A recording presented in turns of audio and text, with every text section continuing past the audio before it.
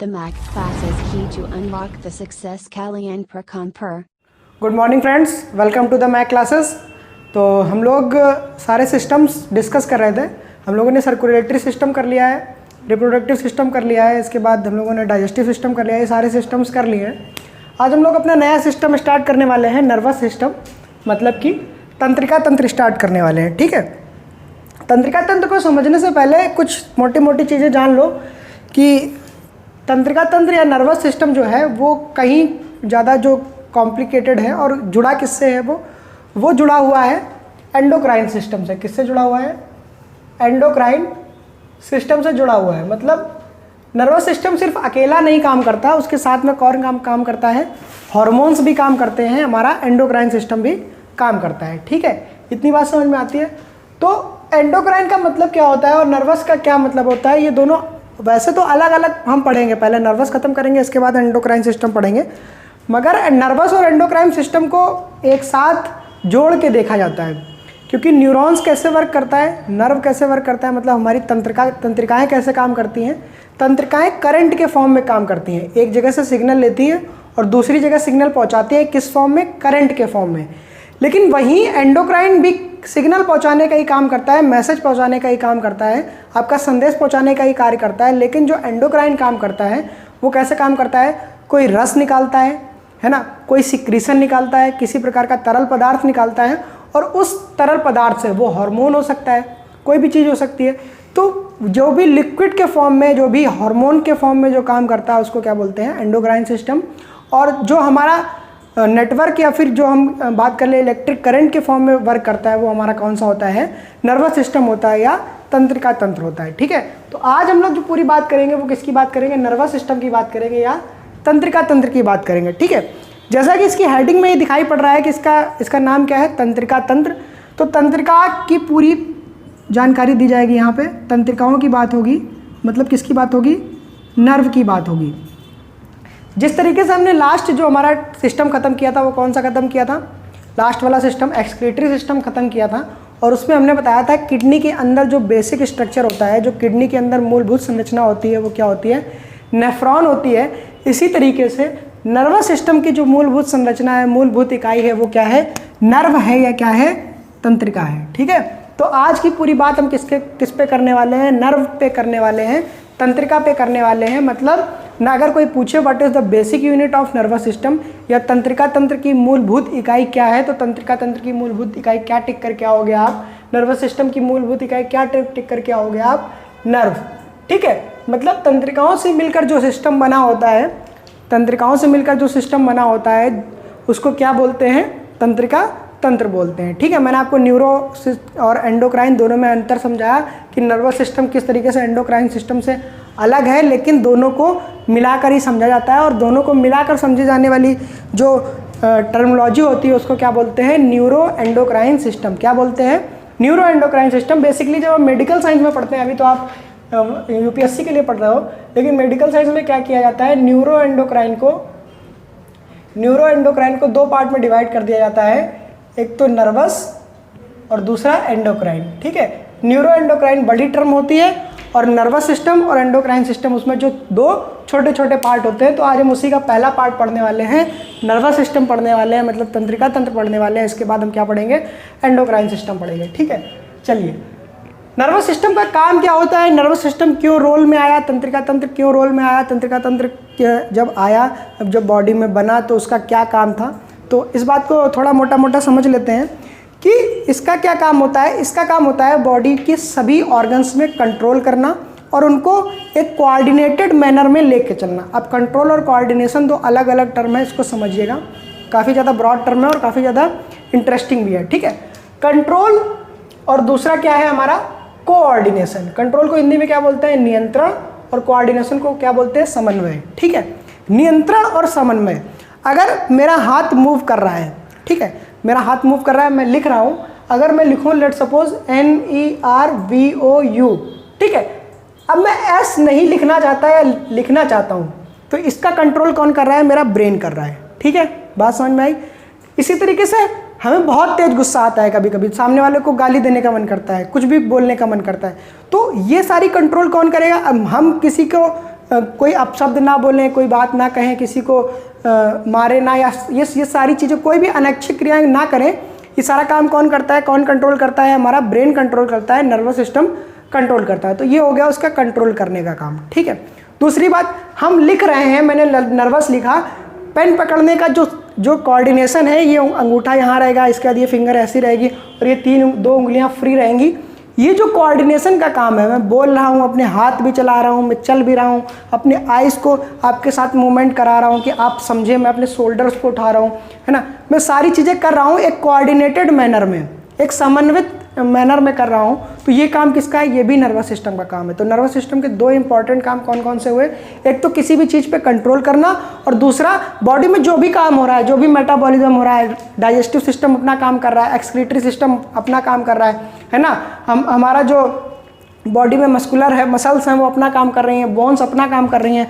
But ये सारी चीज़ें, ये सारा काम एक कोऑर्डिनेटेड मैनर में हो, एक समन्वित मैनर में हो, तो इसके लिए कौन रिस्पॉन्सिबल होता है? हमारा नर्वस सिस्टम मैनर होता है, ठीक है। नर्वस सिस्टम हमारा क्या होता है? रेस्पॉन्सिबल होता है। लेट सपोज आपका जो हृदय है, जो दिल है, वो 1 मिनट में 72 बार धड़कता है। अगर मान लो ये 95 बार धड़कने लगे तो क्या होगा, है ना, 100 बार धड़कने लगे तो क्या होगा, अगर 20 बार ही धड़कने लगे तो क्या होगा? तो ब्रेन की रिदम, है ना, ये कौन कंट्रोल कर रहा है? हमारा हार्ट की रिदम कौन कंट्रोल कर रहा है? हमारा ब्रेन कंट्रोल कर रहा है, ठीक है। ये सारी चीज़ें कोऑर्डिनेटेड मैनर में काम कर रही हैं, ठीक है। इतनी बात समझ में आती है। तो ये डिफरेंस है कंट्रोल और कोऑर्डिनेशन में, मतलब नियंत्रण और समन्वय में। और ये दोनों ही काम कौन करता है? नियंत्रण का हो या समन्वय का काम हो, ये दोनों ही काम कौन करते हैं? हमारे तंत्रिका तंत्र करते हैं, ठीक है। इतनी बात समझ में आती है। चलिए, मैंने आपको बताया था न्यूरो एंडोक्राइन सिस्टम समझेंगे। न्यूरो एंडोक्राइन क्या है? न्यूरो एंडोक्राइन सिस्टम का मतलब नर्वस सिस्टम और एंडोक्राइन को मिला के जो सिस्टम बनाया जाता है उसको क्या बोलते हैं? न्यूरो एंडोक्राइन सिस्टम बोलते हैं, ठीक है। इसके बाद अगला पार्ट जो है हमारा नर्वस सिस्टम की जो स्टडी होती है उसको क्या बोलते हैं? कई बार एग्जाम में पूछा जा चुका है। तो नर्वस सिस्टम की स्टडी या ब्रेन की स्टडी या ब्रेन के किसी भी पार्ट की स्टडी को हिंदी में क्या, इंग्लिश में क्या बोलते हैं? न्यूरोलॉजी, और हिंदी में क्या बोलते हैं? तंत्रिका विज्ञान बोलते हैं, ठीक है। क्या बोलते हैं? न्यूरोलॉजी और तंत्रिका विज्ञान बोलते हैं। तो ये हमारी कुछ बेसिक चीज़ें हैं नर्वस सिस्टम की, ठीक। चलिए, अब बात करते हैं जो हमारी बेसिक यूनिट है नर्वस सिस्टम की, मतलब तंत्रिका तंत्र की जो बेसिक यूनिट है वो क्या है? तंत्रिका, ठीक। इस तंत्रिका को समझ लेंगे तो हम बहुत सारी चीज़ें आसानी से समझ जाएंगे। तंत्रिका क्या काम करती है? तंत्रिका का काम होता है जिस तरीके से हमारे घर में लाइन बिछी होती है, इलेक्ट्रिक लाइन बिछी होती है, एक जगह क्या होता है? मीटर, दूसरी जगह क्या होता है? बोर्ड, और मीटर और बोर्ड के बीच में जो लाइन बिछी होती है उसको क्या बोलते हैं? वायर बोलते हैं। इसी तरीके से ब्रेन से दूसरे किसी पार्ट में जो चीज़ों को कनेक्ट करता है उसको क्या बोलते हैं? तंत्रिका बोलते हैं, नर्व बोलते हैं। दो चीज़ों को कनेक्ट करने के लिए जो भी वायर काम आती है, जो भी तार काम आता है उसको क्या बोलते हैं? नर्व बोलते हैं या फिर तंत्रिका बोलते हैं।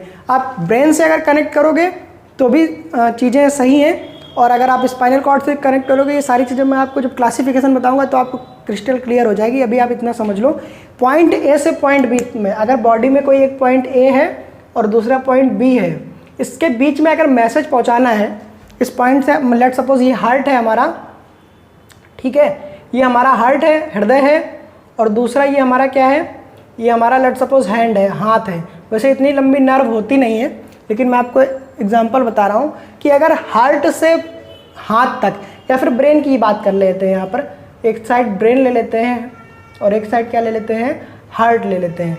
तो अगर ब्रेन को, मतलब हमारे दिमाग को क्या करना है? हमारे दिमाग को एक मैसेज पहुँचाना है। किसके पास पहुँचाना है? हृदय के पास पहुँचाना है। तो ब्रेन से हृदय तक जोड़ने वाला जो पाइप होगा, जो तार होगा, जो मैसेज लेके जाएगा, उस मैसेज ले जाने वाले तार को, उस कनेक्टिंग लिंक को क्या बोलेंगे?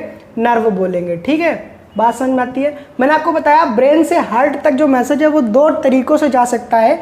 एक तो हार्मोन के तरीके से जा सकता है, या तो कोई मैसेज हार्मोन लेकर जाए।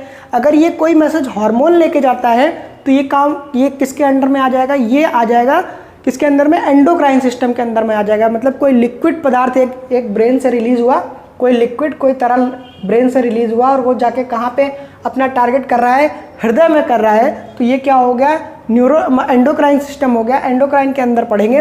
और अगर कोई नर्व इम्पल्स जा रही है, अगर कोई पोटेंशियल जा रहा है, कोई करंट जा रही है, करंट के माध्यम से अगर message A to B transfer होता है तो ये क्या हो जाता है, ये हमारा कौन सा सिस्टम हो जाता है, नर्वस सिस्टम हो जाता है। तो मैंने दो आपको तरीके बताए, दो तरीके से मैसेज पहुंचता है पॉइंट ए से पॉइंट बी पर, दो तरीके से मैसेज पहुंचता है। पहला तरीका कौन सा होता है, पहले तरीके में तो हो सकता है कोई लिक्विड पदार्थ जाए, कोई तरल पदार्थ जाए, और दूसरा तरीका क्या होता है, किसी नर्व में कोई करंट, कोई इलेक्ट्रिक करंट कंडक्ट हो, कोई पोटेंशियल डिफरेंस करंट कंडक्ट हो, तो ए से पॉइंट बी के बीच में मैसेज जाता है, तो भी वो क्या होता है, मैसेज पहुंच जाता है। ठीक है, तो एक को तो पढ़ते हैं एंडोक्राइन के अंदर, जिसमें हमारा जो लिक्विड पदार्थ है, जो तरल है, उसके माध्यम से जा रहा है, और जब इलेक्ट्रिक करंट के फॉर्म में जब मैसेज कन्वे होता है तो उसको क्या बोलते हैं, उसको कौन से सिस्टम के अंडर में पढ़ते हैं, नर्वस सिस्टम के अंदर में पढ़ते हैं। ठीक है, चलिए इतनी बात समझ में आई। ठीक, अब हमने बोला कि हमें नर्वस सिस्टम पढ़ना है, ठीक, और जो एंडोक्राइन सिस्टम है उसको हम बाद में पढ़ेंगे। तो आज हम नर्व सिस्टम पे जो बेसिक हमारा स्ट्रक्चर है नर्वस सिस्टम का, वो क्या है, तंत्रिका है, मतलब क्या है, नर्व है, तो उसको पढ़ लेते हैं। ठीक है, चलिए, नर्व को न्यूरॉन भी बोला जाता है, क्या बोला जाता है, न्यूरॉन बोला जाता है, और हिंदी में क्या बोला जाता है, तंत्रिका बोला जाता है।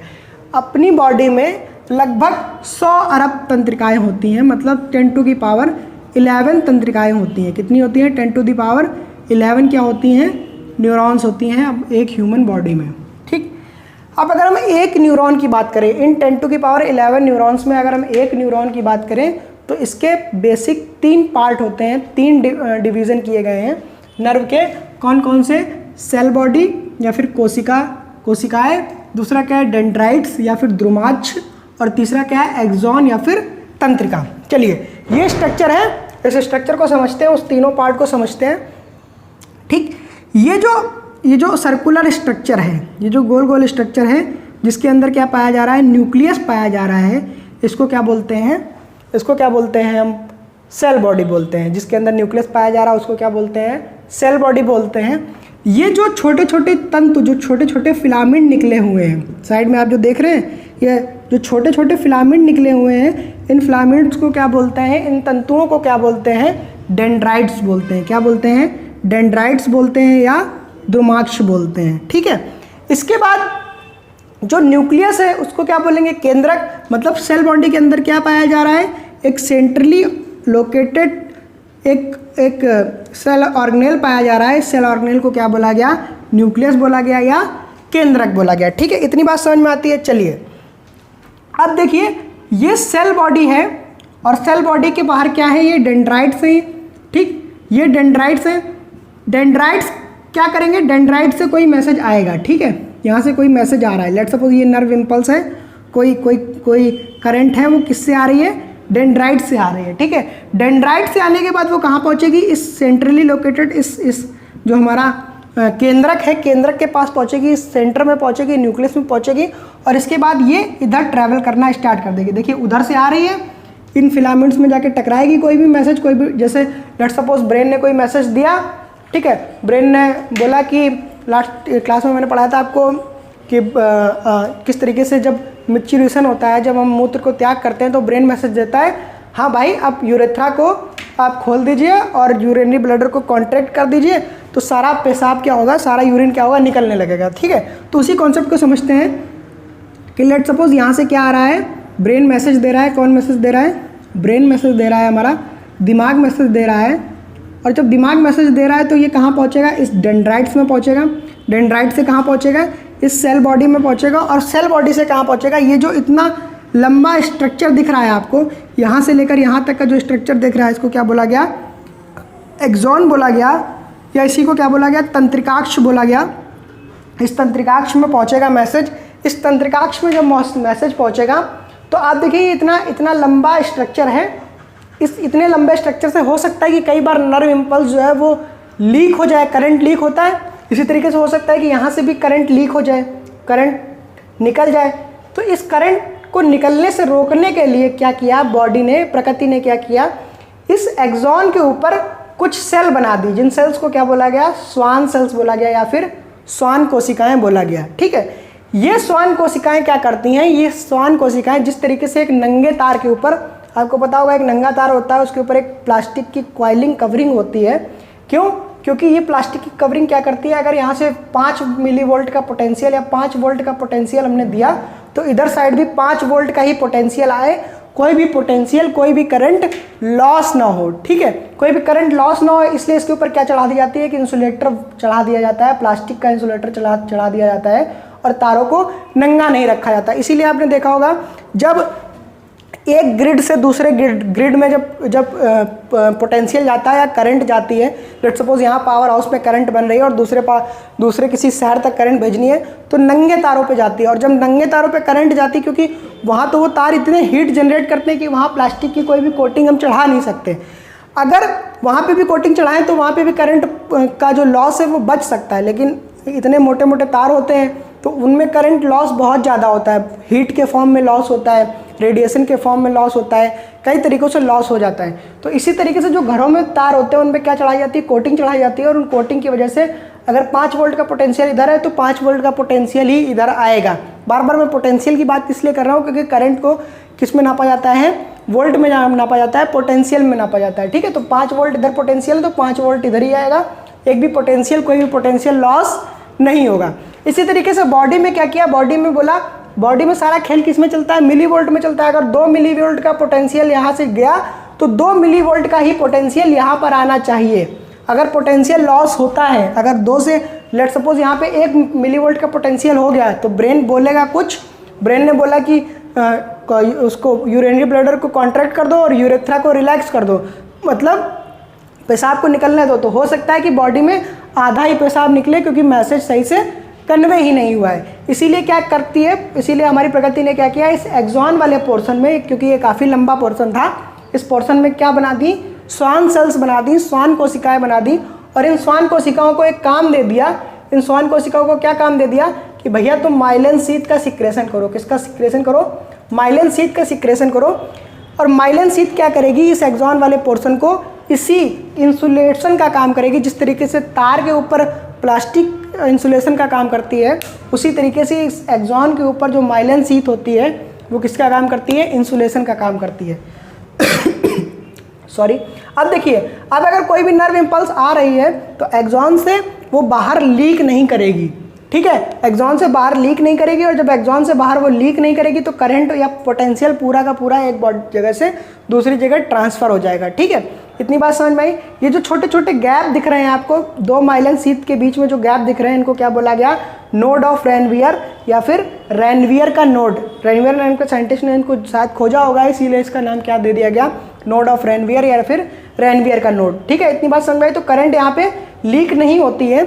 ये हर प्रकार के न्यूरॉन्स में नहीं होता है, कुछ न्यूरॉन्स में होता है, कुछ न्यूरॉन्स में माइलिन शीथ होती है, कुछ में नहीं होती। कंपलसरी नहीं है कि सब में माइलिन शीथ हो ही, सब में स्वान सेल्स पाई ही जाए। ठीक है, बात समझ में आई। इसके बाद अब हमारा करंट कहाँ पहुँच गया, अब हमारा पोटेंशियल कहाँ पहुँच गया, इस एक्सॉन पे पहुँच गया।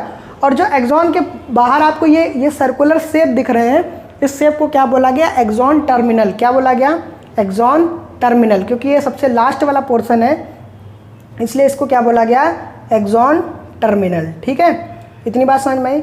इसको क्या बोला गया, एक्सॉन टर्मिनल। ये लास्ट वाला पोर्शन है, ये सारे क्या है, एक्सॉन टर्मिनल। इस एक्सॉन टर्मिनल से अब देखिए काफ़ी ज़्यादा इंपॉर्टेंट कॉन्सेप्ट है कि एक नर्व से दूसरे नर्व तक इम्पल्स या एक नर्व से एक तंत्रिका से दूसरे तंत्रिका तक करंट कैसे जाता है। तो ये एक्सॉन है। यहाँ तक जो सारा काम हो रहा था वो कैसा हो रहा था, यहाँ तक जो सारा काम हो रहा था वो कैसा हो रहा था, हमारा इलेक्ट्रिकल इम्पल्स पे हो रहा था।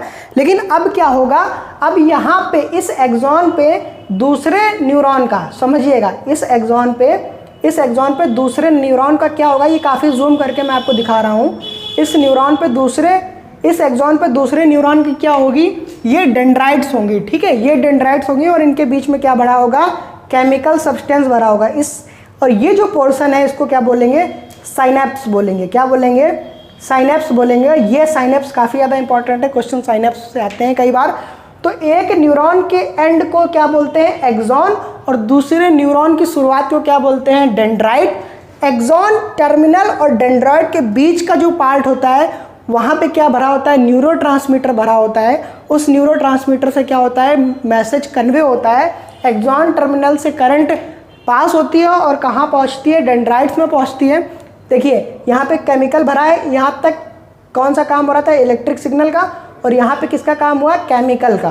केमिकल का काम होने के बाद साइनेप्स में केमिकल का काम हुआ और फिर से ये जो इलेक्ट्रिक सिग्नल जो केमिकल का करंट था वो किस में कन्वर्ट हो गया, फिर से इलेक्ट्रिक सिग्नल में कन्वर्ट हो गया। अब ये देखिए दूसरा न्यूरॉन है, फिर से वही काम होगा, इस डेंड्राइट्स में जो मैसेज आएगा फिर किस में आएगा, सेल बॉडी में आएगा, फिर एक्सॉन में आएगा। इसी तरीके से ये कैस्केड प्रोसेस होता है, एक के बाद एक, 2, 3, 4 ऐसे मिलियंस ऑफ न्यूरॉन्स एक दूसरे से जुड़ते हैं और क्या करते हैं, पूरे नर्वस सिस्टम का निर्माण करते हैं। मतलब ब्रेन से कोई मैसेज आया, वो एक न्यूरॉन से दूसरे न्यूरॉन, तीसरे न्यूरॉन, चौथे न्यूरॉन, पांचवें न्यूरॉन, और हर न्यूरॉन के बीच का जो पार्ट होता है जहाँ पे एक्सॉन और डेंड्राइट जुड़ते हैं, क्या कौन कौन जुड़ते हैं, एक्सॉन और डेंड्राइट। ठीक है, बात समझ में है। एक्सॉन को बोलते हैं क्या, तंत्रिकाक्ष, तंत्रिकाक्ष का एंड। ठीक है, तंत्रिकाक्ष का एंड, एक्सॉन टर्मिनल, और डेंड्राइट जहाँ पर जुड़ते हैं उस पोर्शन को क्या बोलते हैं, साइनेप्स बोलते हैं। इस साइनेप्स का काफ़ी ज़्यादा इंपॉर्टेंस है क्योंकि साइनेप्स से कई बार क्वेश्चन आ चुका है। साइनेप्स में कौन सा केमिकल भरा होता है, ये सारी चीज़ें मैं आपको डिटेल में बताऊंगा। कैसे साइनेप्स काम करता है, कैसे न्यूरोट्रांसमीटर काम करते हैं, ये सारी चीज़ें आपको बताऊंगा। तो ये थी बेसिक क्लास आज की, बेसिक इंट्रोडक्शन। आपको समझ में आए चीज़ें कि किस तरीके से जो नर्वस सिस्टम में जो नर्व होती है वो कैसे काम करती है, कैसे जो इलेक्ट्रिक इम्पल्स होता है वो एक जगह से दूसरी जगह कन्वे होता है और किस तरीके से सारा प्रोसेस चलता है। ठीक है, इतनी बात समझ में आई। तो ये थी हमारी आज की बेसिक क्लास, पहली क्लास जो कि नर्वस सिस्टम पे थी। आप जुड़े रहिए माउंटेन एकेडमी कैंपस की ऑनलाइन क्लासों के साथ। हमने टेस्ट सीरीज़ का भी कॉन्सेप्ट शुरू किया है, आप टेस्ट सीरीज़ में भी जुड़ सकते हैं ताकि आपको अपना जो आप व्यक्तिगत पढ़ रहे हो और उसका मूल्यांकन हो सके, कितना आप पढ़ रहे हो और कितना आप आंसर कर पा रहे हो। ठीक है, तो हमारी टेस्ट सीरीज़ को भी ज्वाइन करिए, हमारे चैनल को सब्सक्राइब करिए और जुड़े रहिए, देखते रहिए द मैथ क्लासेस। धन्यवाद। Math classes key to unlock the success Kalyan Prakamper.